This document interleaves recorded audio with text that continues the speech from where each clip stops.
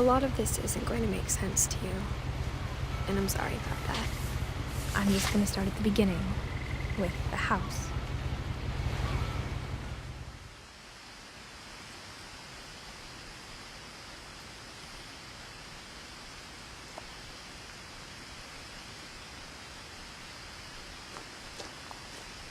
Someone had put up a chain link fence, but it looked like I wasn't the first person to hop it.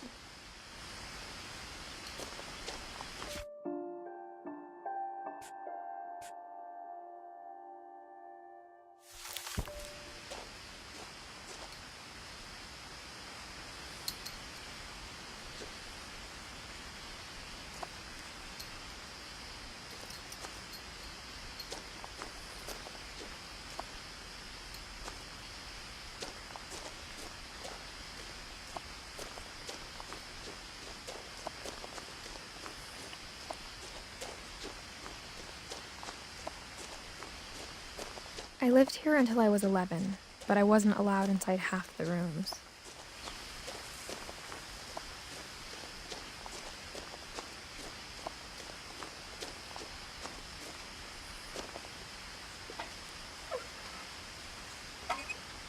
Inside the mailbox were bills from 7 years ago, marked urgent, open immediately.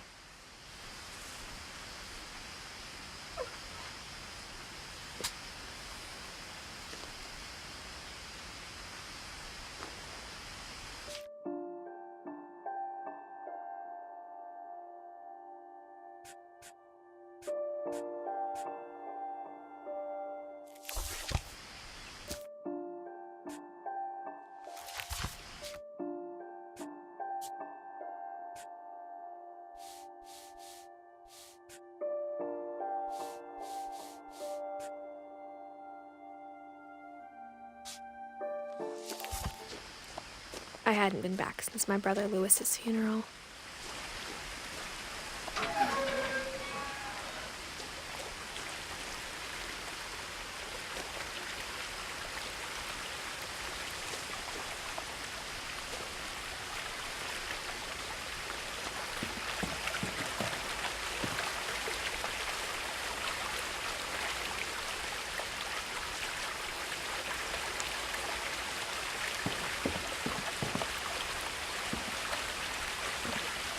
In her will, my mother left me a key, but didn't tell me what it unlocked. Maybe she thought I'd know, or she thought that the mystery would be enough to bring me back.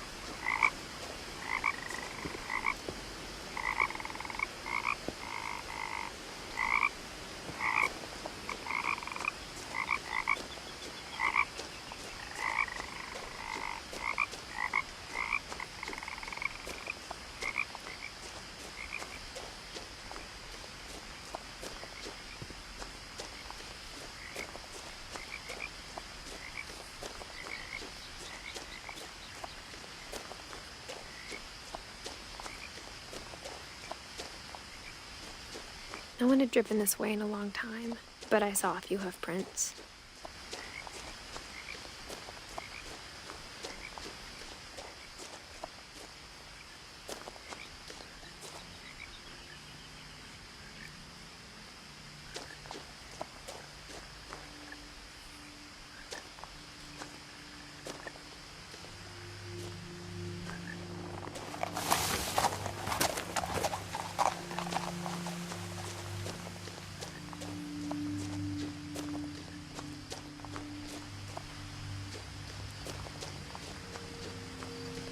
The truth is, even after I inherited the house, I never thought I'd come back to it. But now I had questions about my family that only the house knew the answers to.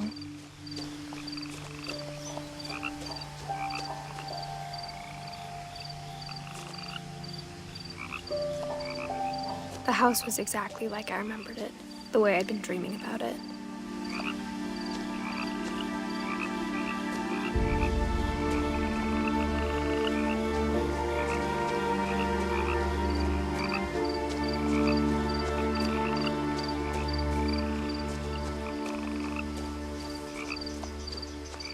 The woods around the house have always been uncomfortably silent, as if they're about to say something but never do.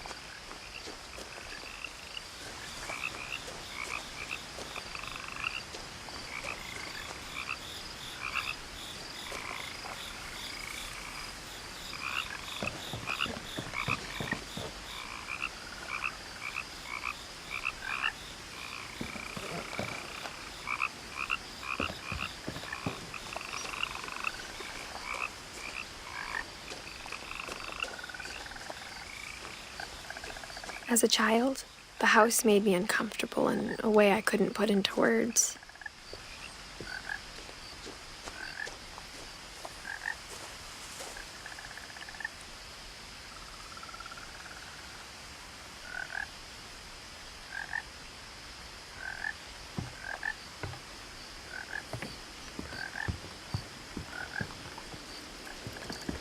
I asked Edie once about the dragon in the pond. She said it had killed her husband. I was 6. It seemed like an odd joke to me, even then.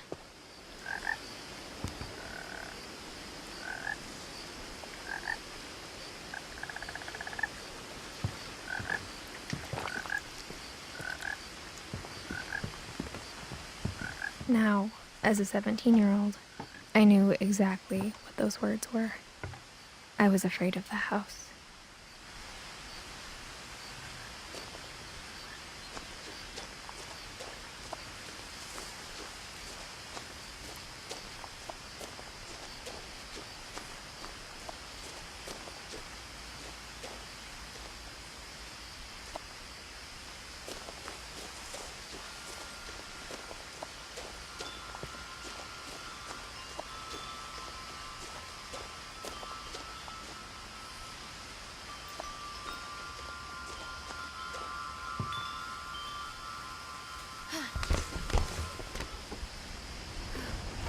Crawling through the doggy door used to be a lot easier when I was 11.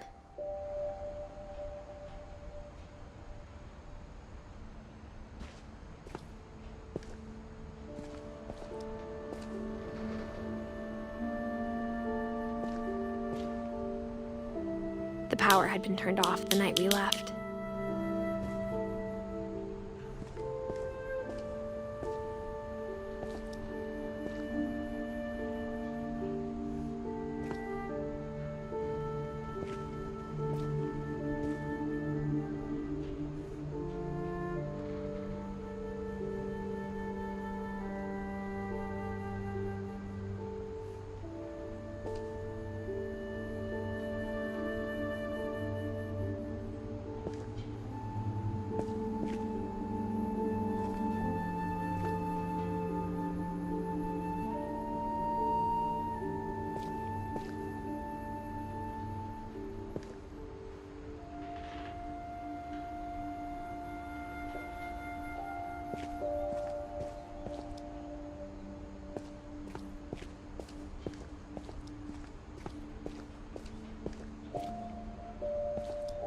For the first time in years,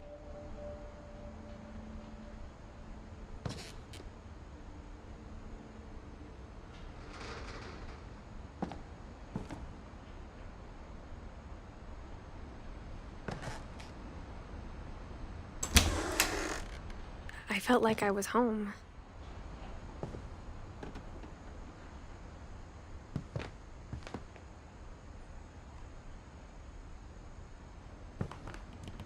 But instead of a family, there were just memories of one.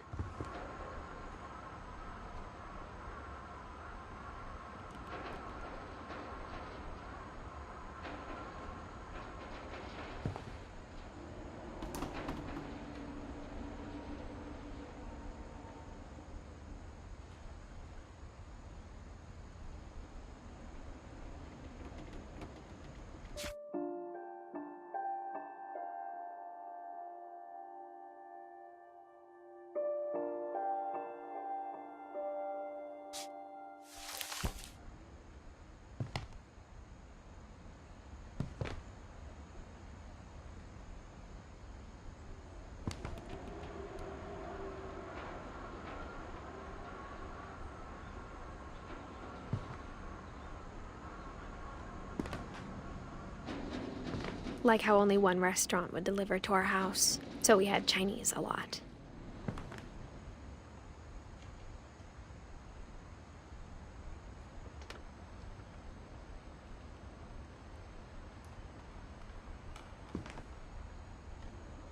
Or how after Louis started working at the cannery, we all got sick of eating salmon. Except our cat, Molly.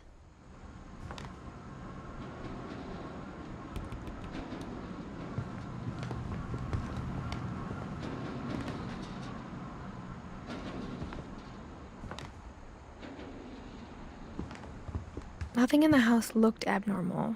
There was just too much of it, like a smile with too many teeth.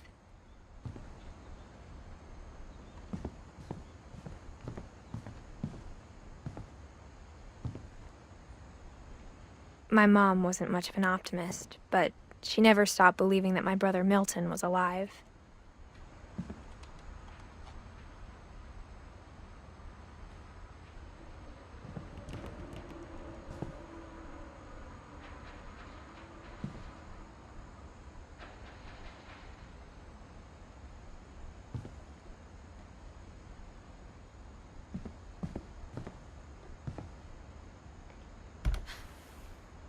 Edie told me once that every Finch who ever lived is buried somewhere in the library.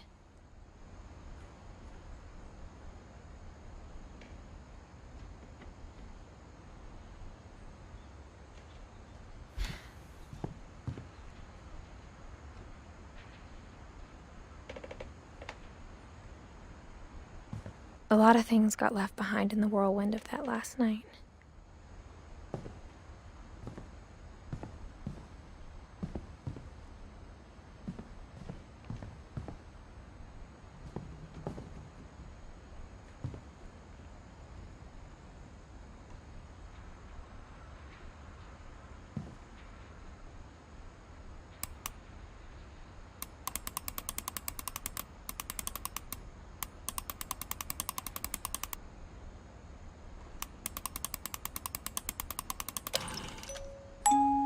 Great-Grandpa Sven built a music box for Barbara. along with the rest of the house.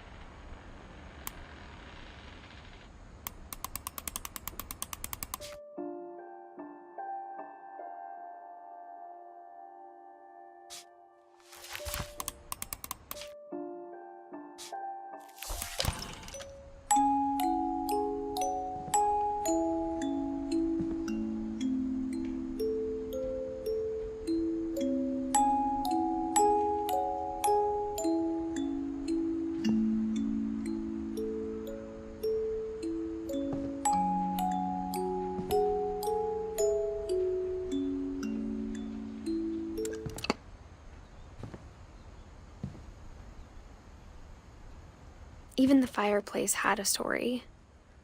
Edie told me the bricks came from the original house, after it sank.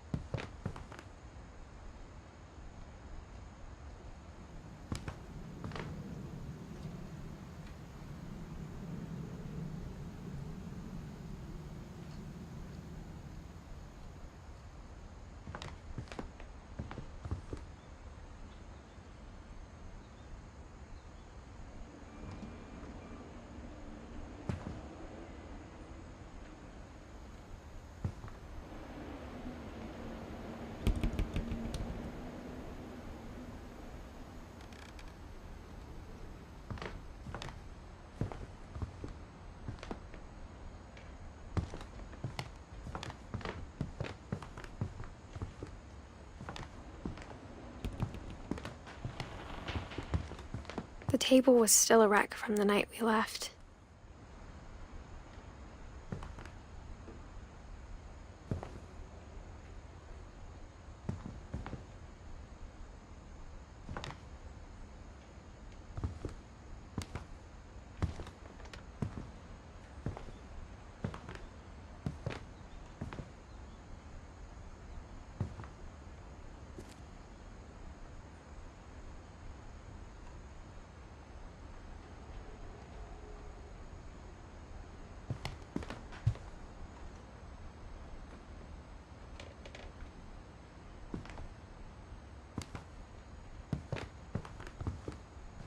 My mom was the only one of us who could imagine Great-Grandma Edie living in a nursing home. It was like a bomb had gone off, killing everyone but sparing the furniture.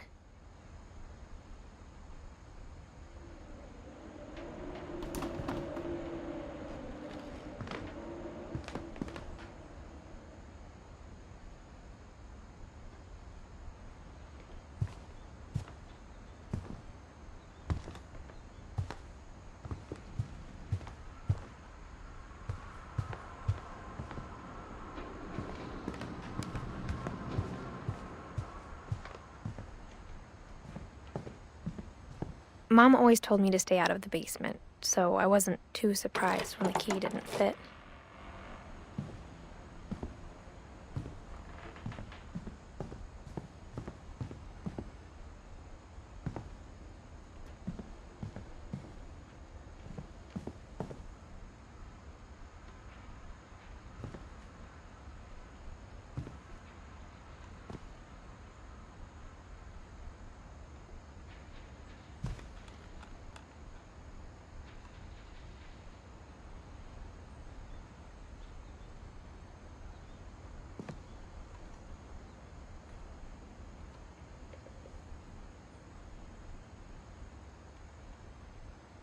After Milton disappeared, Mom sealed up all the bedrooms.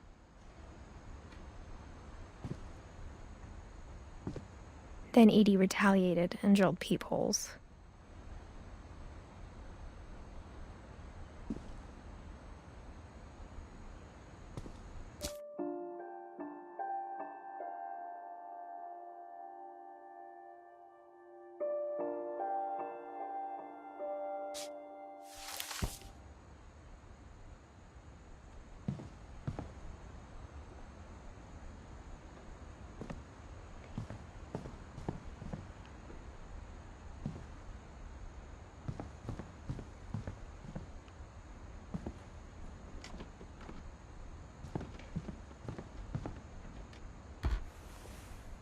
Molly always seemed like a girl I could imagine being friends with, if she hadn't died in 1947.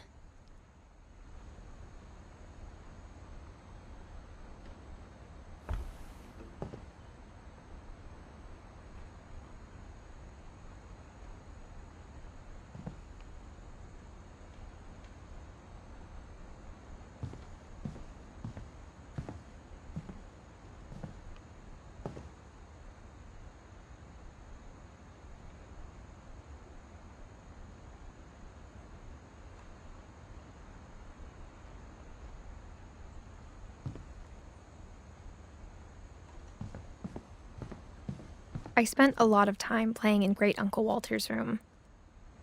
I think my mom sometimes regretted not sealing it up.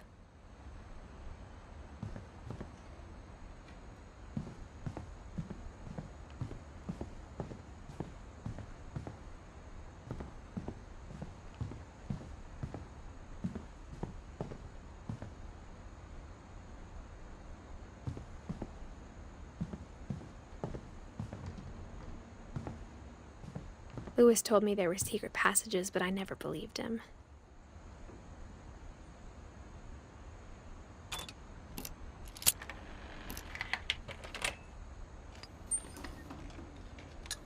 Turns out, my mom was really good at keeping secrets.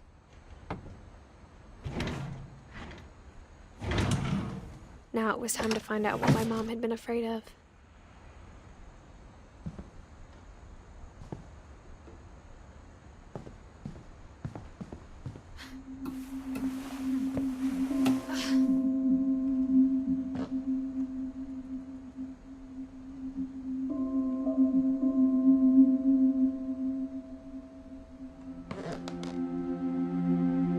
From the paintings on the wall, it was clear my brother Milton had been here before me.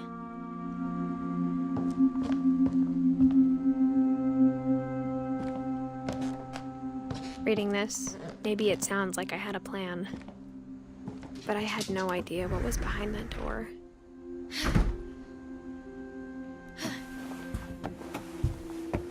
Just like I had no idea where all this was gonna lead.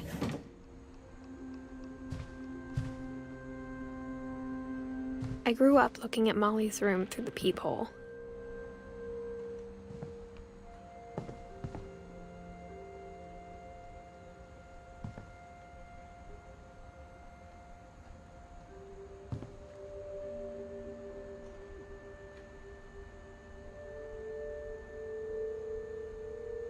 Being inside for the first time, I felt like I'd stepped behind a painting.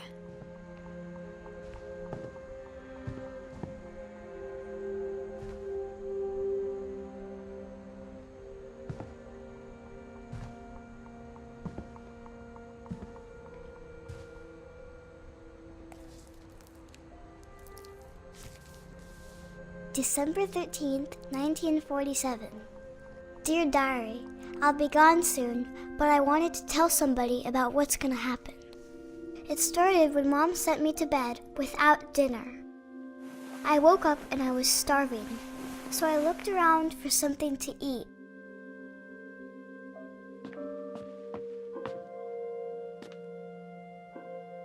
The gerbil food was dry, but I didn't mind it.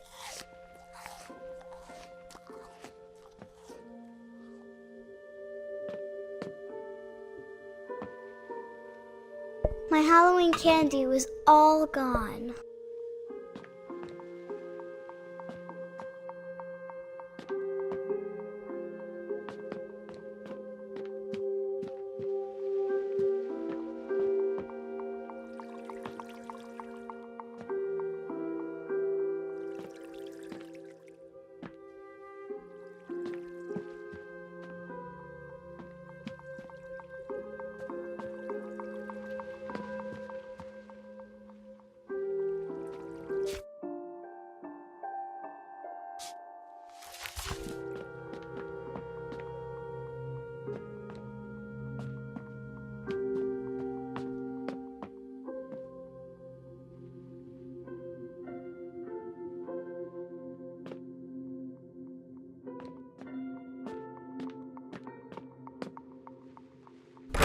Mom, can I come out now?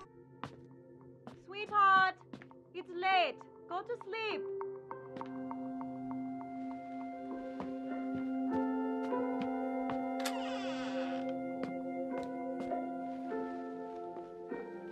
I kept eating and eating.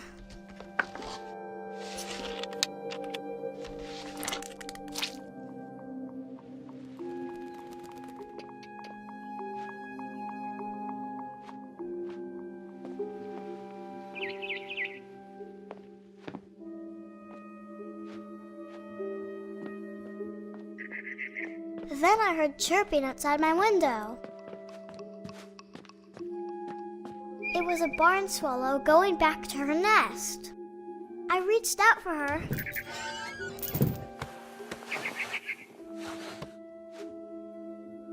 And suddenly, I was a cat.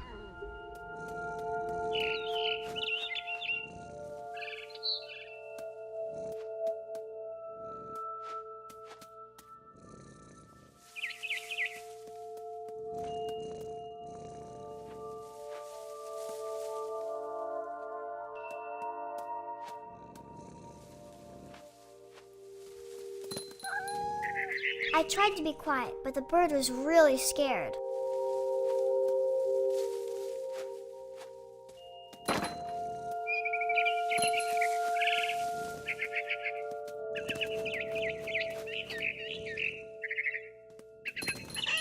Mom and Dad didn't even look at me.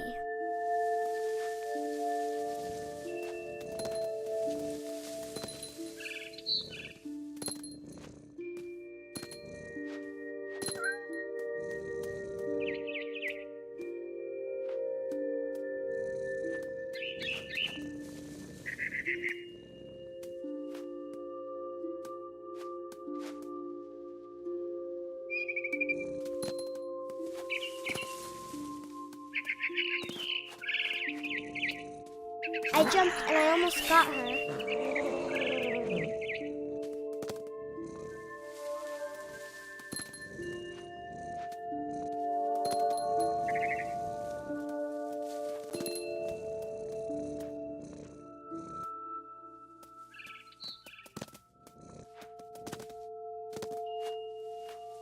I could tell she was getting really tired.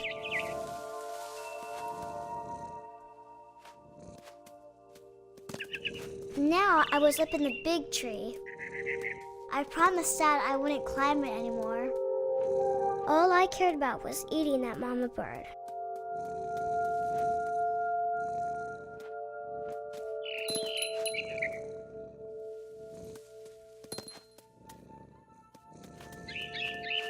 I gobbled her up.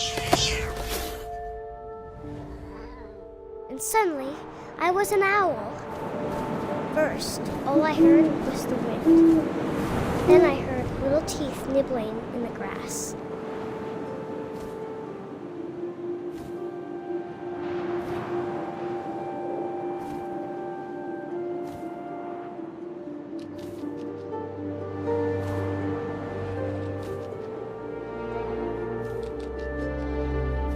Rabbits.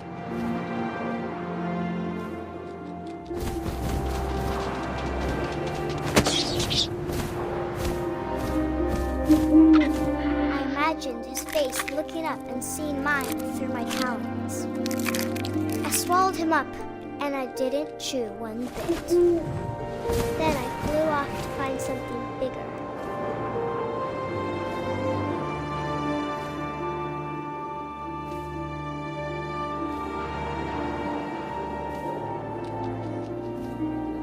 A mama rabbit.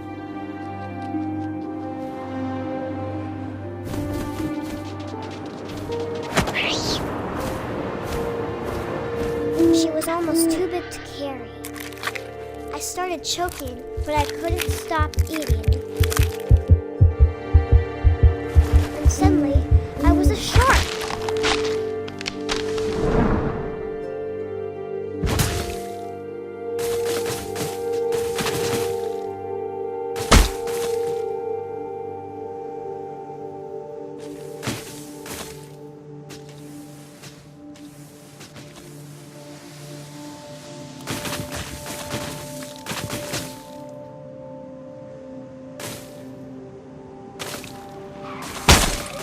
I rolled off a cliff and into the ocean.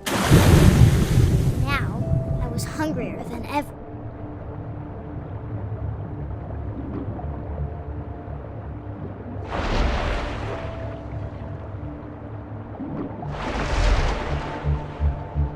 I wanted fat, juicy seals.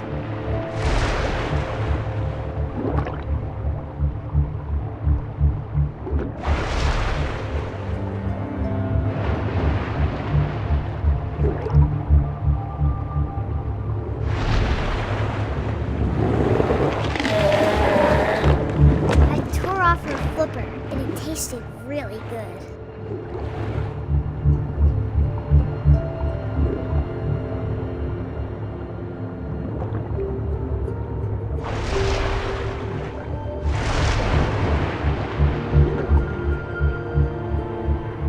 I grabbed on tight, but I was so hungry, I jumped out of the water. When I opened my eyes, everything had changed.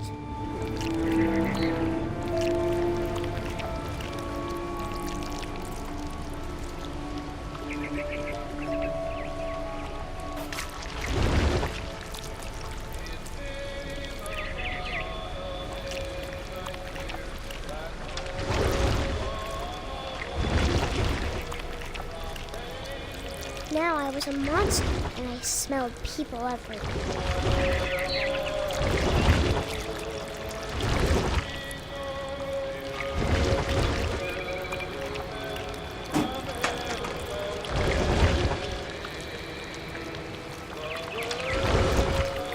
I was big, but I moved real quiet.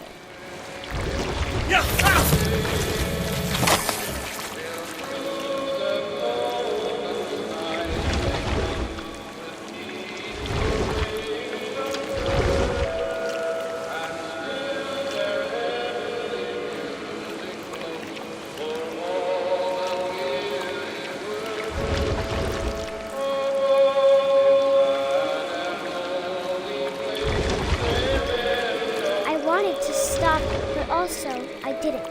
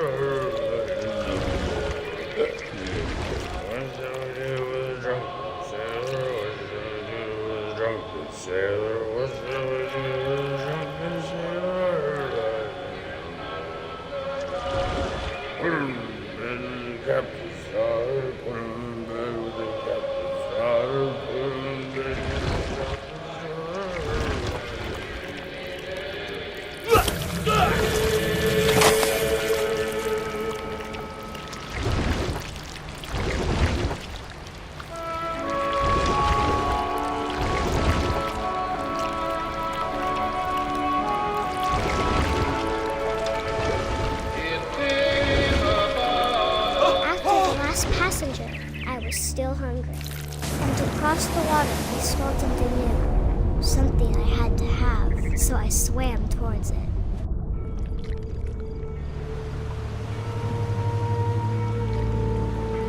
I slithered onto the sand, and the good smell went into an old pipe.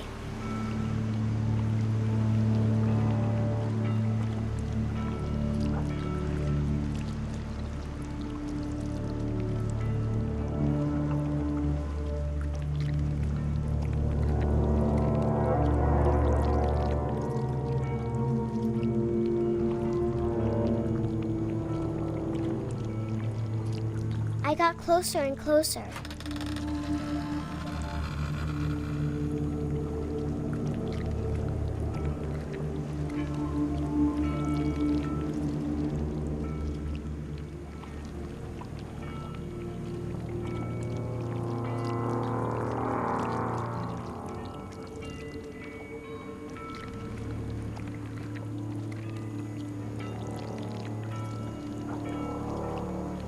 All of my stomach started growling. And suddenly, I was me again. I held my breath for a long time, but I couldn't hear anything. I think it's waiting for me to fall asleep. But it's not going to wait much longer. It needs to feed, and we both know I will be delicious.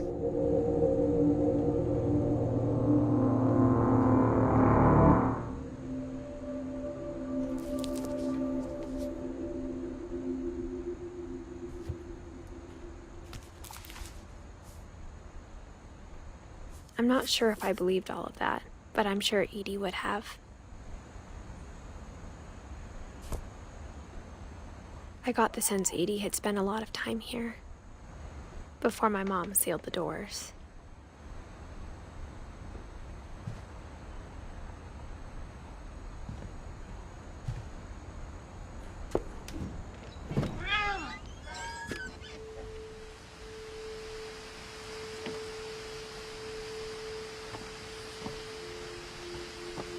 This will be obvious later, but my mom never told me any of these stories.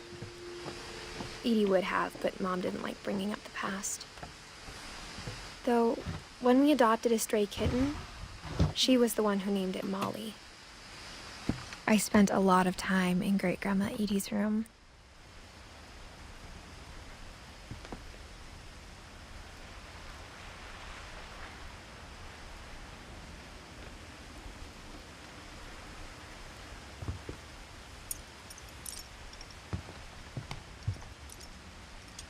Louis died a week before we left, but Edie had already started to memorialize him.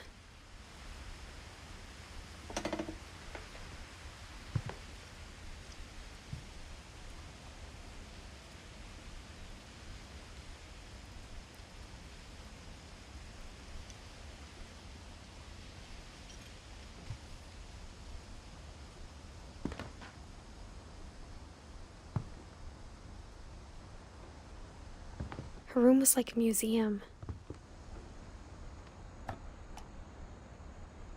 For 500 years, the Finches have been famous throughout Norway for their fortune and misfortune. Odin Finch buries the latest victims of the family curse, his wife Ingeborg and their newborn son, Johan. On January 7th, 1937, he set sail with his family and his house, hoping to leave the curse behind.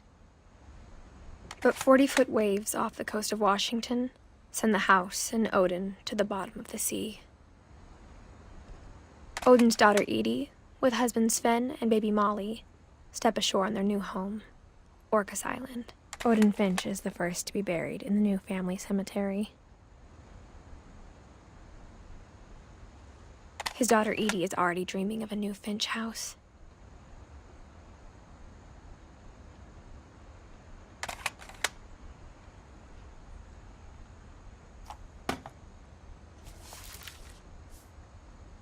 Whatever's wrong with this family, it goes back a long ways.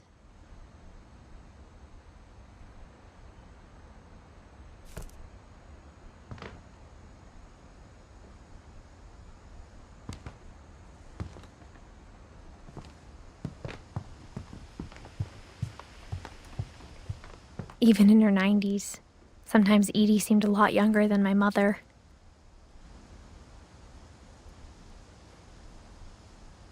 When Edie told people Sven was killed by a dragon, she could also have said he was building a dragon-shaped slide that collapsed.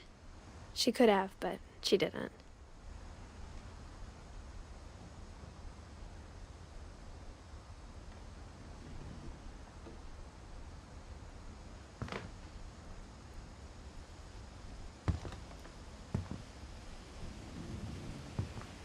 One summer, they evacuated the island, but Edie refused to go. For a few weeks, she was a celebrity.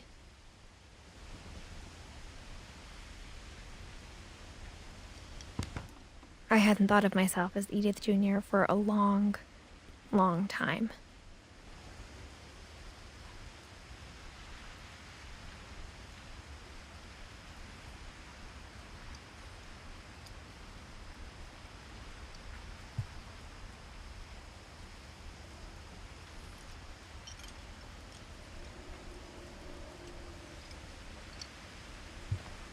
Edie gave a big interview about a mole man living under the Finch house. My mom was furious.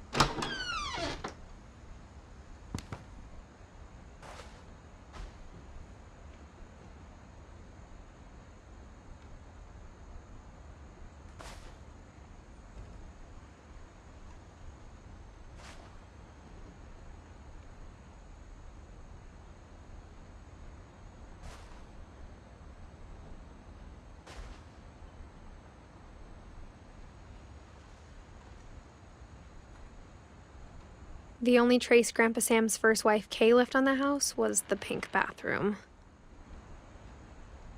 It was a pretty big trace.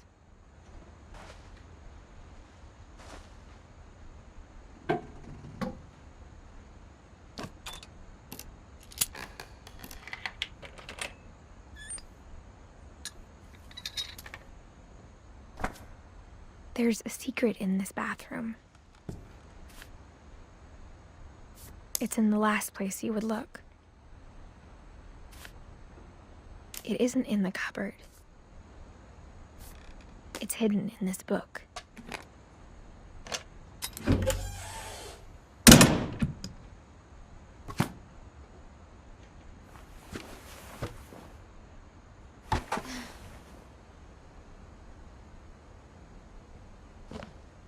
Sven gave Sam an old camera he'd refurbished. He never put it down.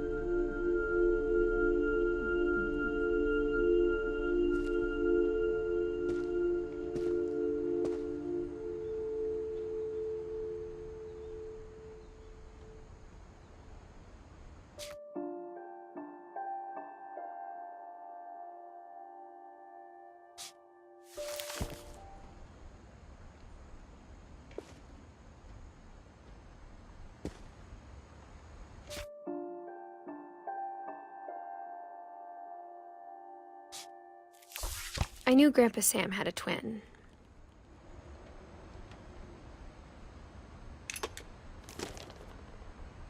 And that he never talked about him.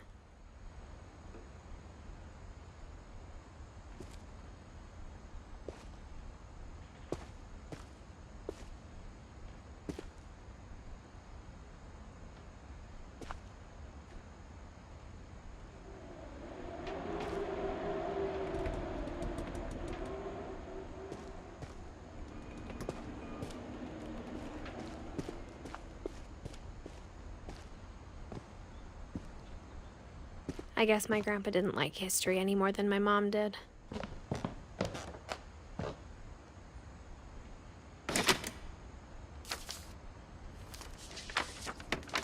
How I Want to Remember My Brother by Sam Finch. The thing I remember is that when he made up his mind, that was it.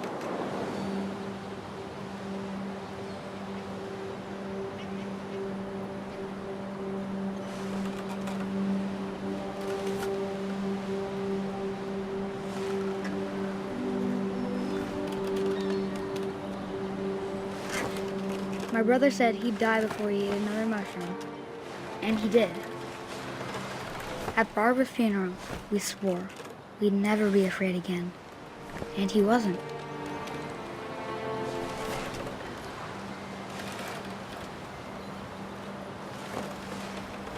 I think Calvin always wanted to fly.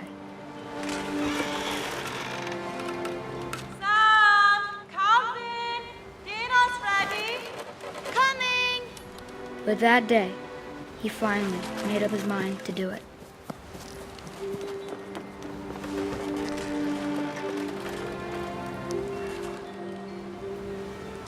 I told him going around was impossible. Maybe if I hadn't said that. Alvin, I'm not gonna tell you again. Maybe if the wind hadn't picked up. Then maybe he'd still be here. But I doubt it. I think he'd already made up his mind. That's what I want to remember about my brother.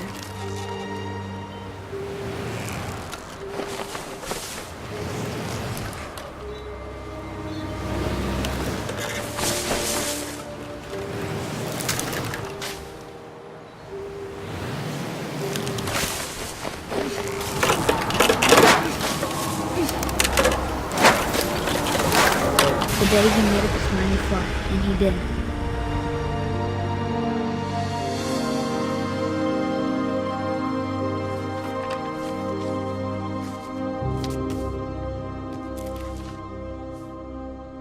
Calvin's story felt strangely familiar. When I was younger, I remember trying to do the exact same thing.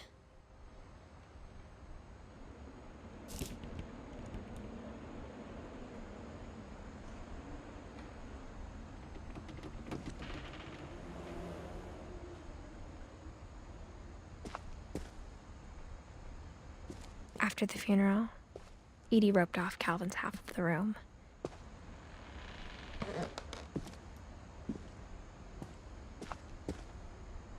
Mom said Grandpa Sam enlisted at 18 and never set foot in the room again.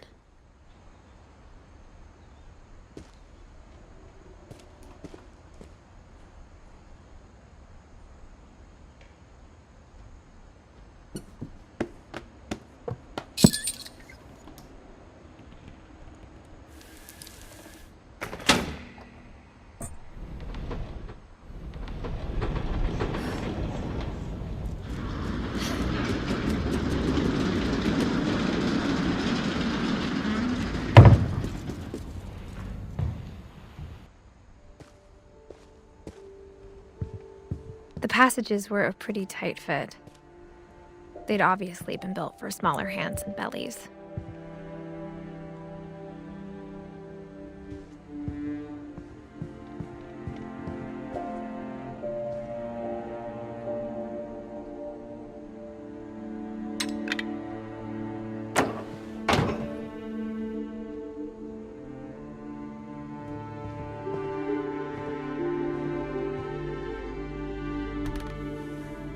Barbara was a child star for 2 years, until America grew out of it.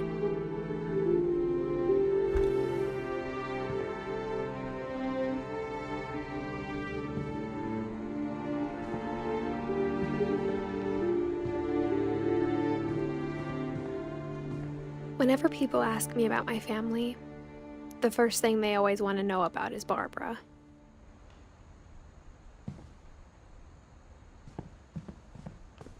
Mom must have locked the third floor stairs on the night we left.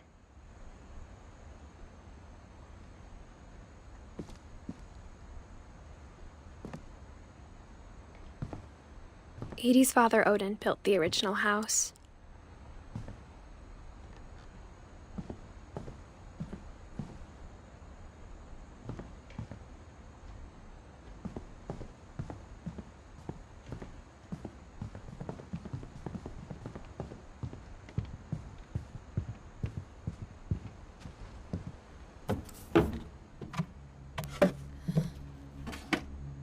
Growing up, I always thought of Barbara as a child star.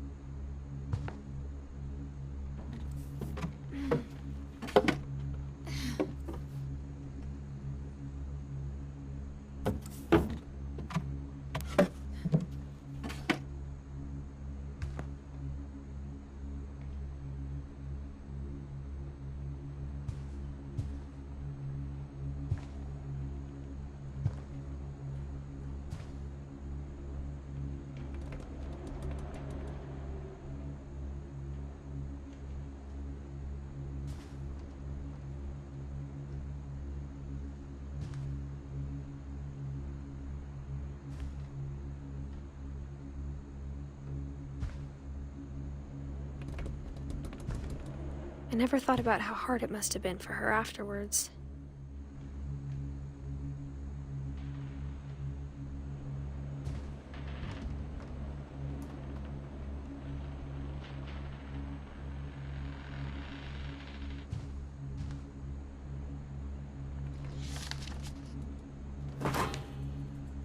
Of all the stories people wrote about Barbara's death, I'm surprised Edie saved this one.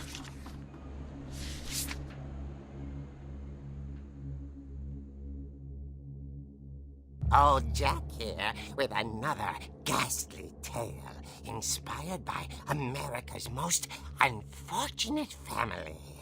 I'm calling it The Surprise Ending of Barbara Finch.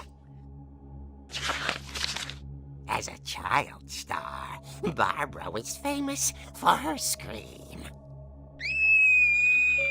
Now at 16, she was all washed up. A has-been. But in a lucky break, she'd been asked to perform her signature scream at a local convention for monster movie fans. It was just the boost her career needed. Unfortunately, her scream hadn't aged well. Getting better. I think you just need the right motivation. Her biggest fan and current boyfriend, Rick, was about to demonstrate when... Now that was a great scream. It was Barbara's father, Sven. He'd slipped into a table saw and had to be rushed to the emergency room. So Barbara got stuck babysitting her youngest brother, Walter. Her convention comeback was cancelled.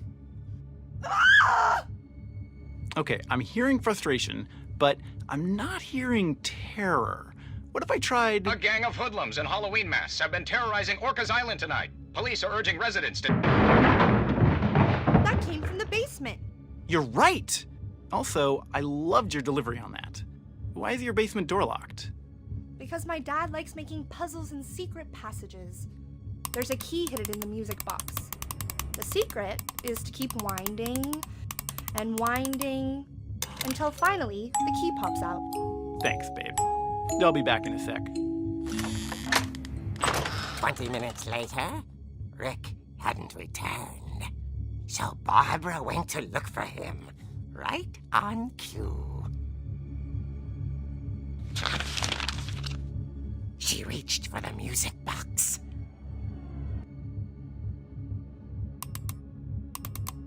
And as she wound the key, she listened for Rick, but the house was silent.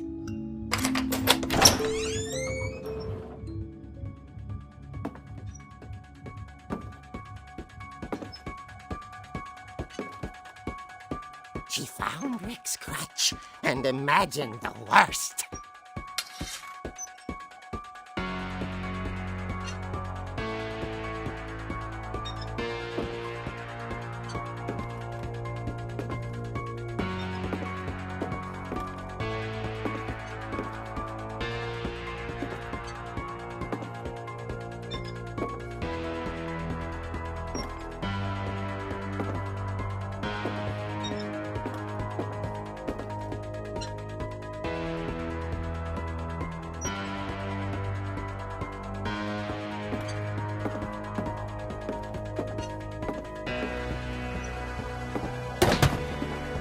Leader is the infamous Hookman killer, Dr. Carl Hamill, who impaled and then ate his family 10 years ago tonight.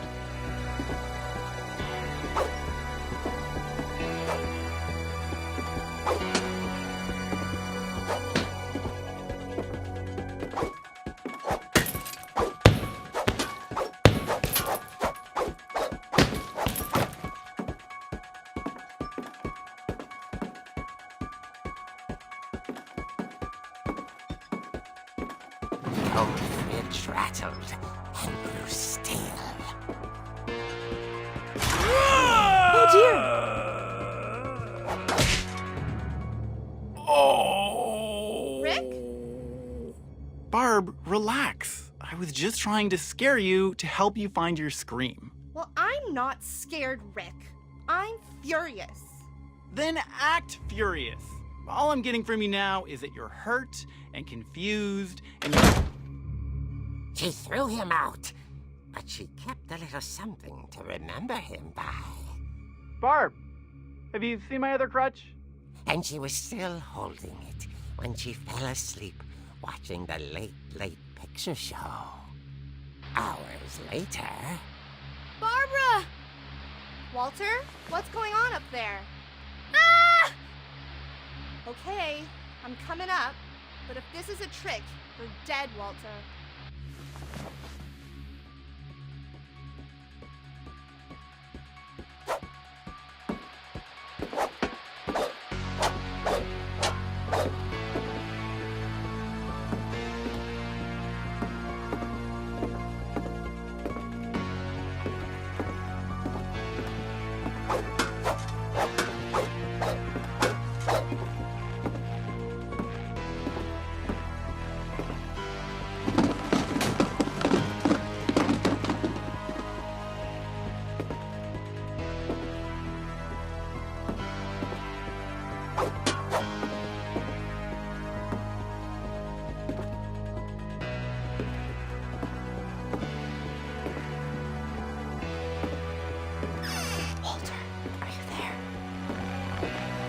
Walter had vanished, but his bedside radio was still on.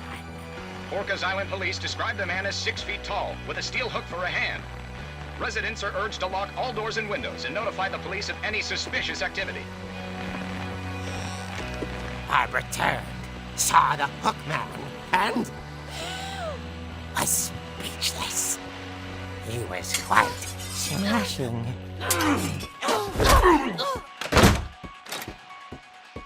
And there he was.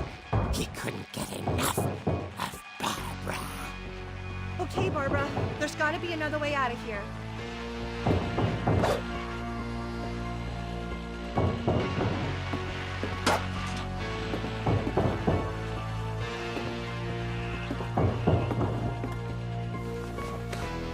That night, she played her part beautifully.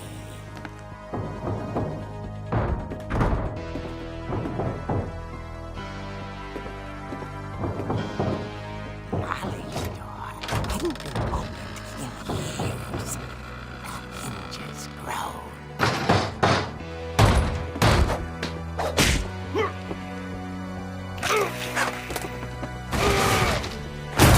He wasn't moving, but she sensed the story might not be over yet.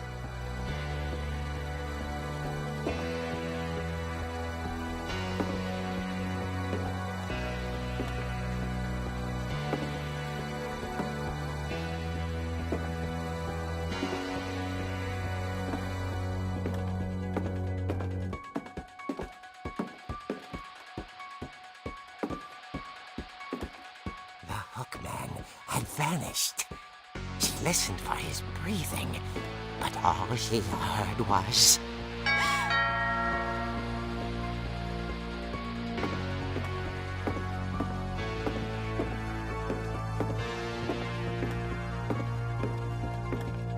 At the door, she heard whispering. It was coming from inside the house.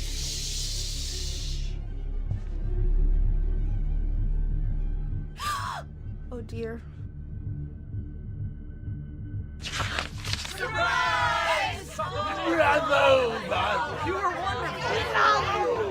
monsters had come to surprise her. For Barbara, it was a dream come true. Then she saw what kind of monsters they were, and she realized what was about to happen. She was going to be famous. And with her final breath, Barbara Finch gave the performance of her life.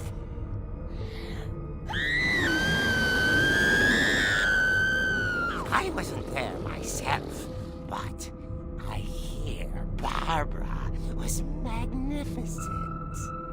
Poor girl. She had a taste for stardom. But unfortunately, so did her fans. Of course, the police blamed it all on poor Rick, who disappeared the same night. And little Walter? Hiding under his bed the whole time. He took it all pretty hard, but that's another story. As for Barbara, tucked inside the music box is all they ever found of her. Her ear. Now that's what I call a real eerie tale.